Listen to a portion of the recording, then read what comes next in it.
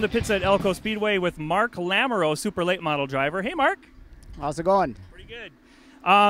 Tell us your background a little bit. I know you've been racing here at Elko for a long time. Well, I was in high school in 1969, and that summer I graduated, my dad and I built a hobby stock car, and we came out here and started running. So you've ran here a lot. I know that you won the championship in 1976. What was that like? Oh, that was a lot of fun. Mike DeMars and myself, we were running neck and neck. In 75, I think he won the championship, and I finished second by just a point or two. So, but it was a lot of fun back then. A lot of cars. What were the cars like then compared to now? Well, we had better tires and more horsepower. So, you know, and if you got your car to handle fairly decent, the guy who drove it the hardest is the guy who won. Now, I know we were talking to Michael Beamish a little bit, and he said that there were no walls around this track when he first started racing. What did you think of that?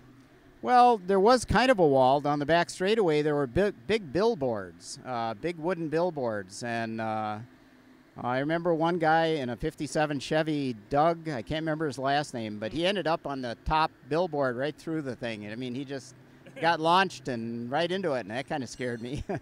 Now, have you ever had any bad wrecks here? Not here. Just normal, you know, kind of regular wrecks. I had a really bad one at Rockford, Illinois. I went about 40 feet in the air and landed on the roof, but I didn't get hurt. Wrecked the car, though. Did you get to race against Trickle and that whole bunch back here? Oh, yeah, a lot of years. They changed the rules, I think, in 77 out here. And so we started racing lacrosse on Wednesday nights, and we would go. We raced at Winchester, Indiana. We went down to Florida. We went Ohio, Indiana, Illinois. We went to Wisconsin a lot. And we did a lot of traveling then because they kind of backed the rules. It was like a big 8 car out here. And our car was a super late model. So then we went. But every Wednesday night we raced at lacrosse with Jim Sauter, the dad, and Marv Marzofka, Dick Trickle, Tom Reffner. I mean, they'd have 60 cars there on a regular Wednesday night. They had a C feature. Yeah. It was a lot of fun. That's crazy. And of course, there's a lot of cars here now, too. What do you size up the competition? You're having a really good season this year. Yeah, we made some changes to the car over the winter. We've had this car this would be the 4th year. In the first 3 years, it was okay. It was a good car, but it wasn't spectacular. This year we made some changes to it, and it really woke it up. So it's a lot of fun. I'm having a ball. Yeah. You know, you've raced a long time. Can you think back to some people that you've kind of looked up to in racing or really respected that you've raced against?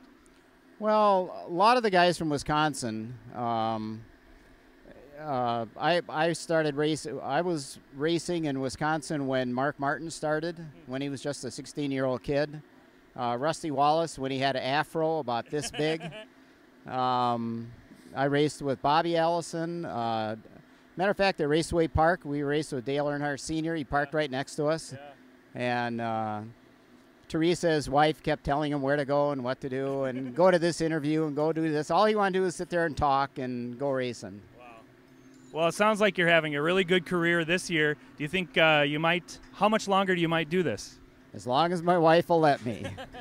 Well, Paul Payne says you're an inspiration to him. Wow, gee, I'm glad. That's fine as long as I finish ahead of him. That's exactly right. And we wanted to remind everybody that on August 1st, we're having a 50th year celebration of racing here at Elko Speedway. So everybody come out. Thank you very much, Mark. Thank you. They can see you at the track. Okay, we'll be here.